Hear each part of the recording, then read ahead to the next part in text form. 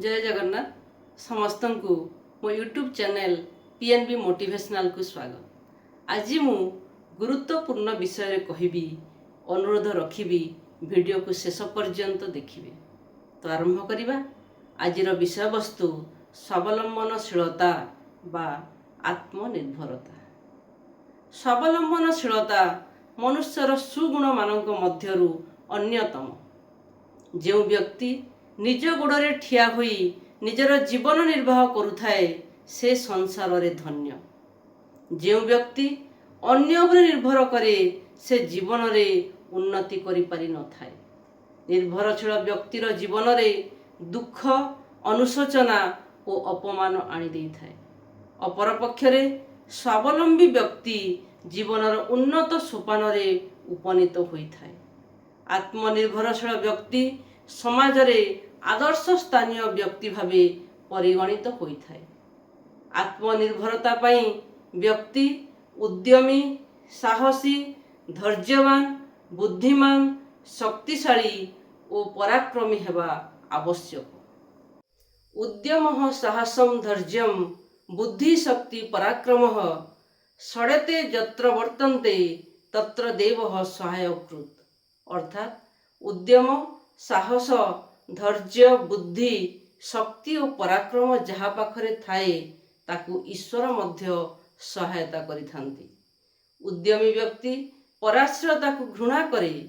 आत्मनिर्भरता वा स्वावलंबनशीलता पौरुषर स्रष्टा।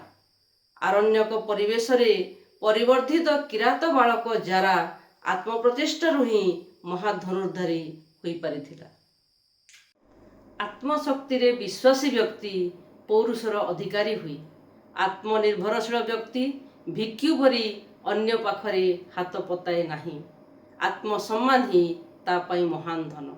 अपरपक्षरे अन्य उपरे निर्भरशील व्यक्ति निर्मूलीलता सह समान। परर दया उपरे जीवन धारण करिबारे जीवनर महत्व न थाए। पर निर्भरतारु ही व्यक्तिर उन्नत चिंता, सद्भावना और कार्यक्षम शक्ति ह्रास पाए। जीवन रे वास्तव सुख, शांति और आनंद तार उभेई जाए। से हुए समाजर बोझ। एभली व्यक्ति कर्मवादी हेबा परिवर्ते भाग्यवादी होइथाए। पर निर्भरतारु आलस्यर जन्मलाभ होइथाए। आलस्यपरायण व्यक्ति दारिद्र्य रे कालातिपात करे।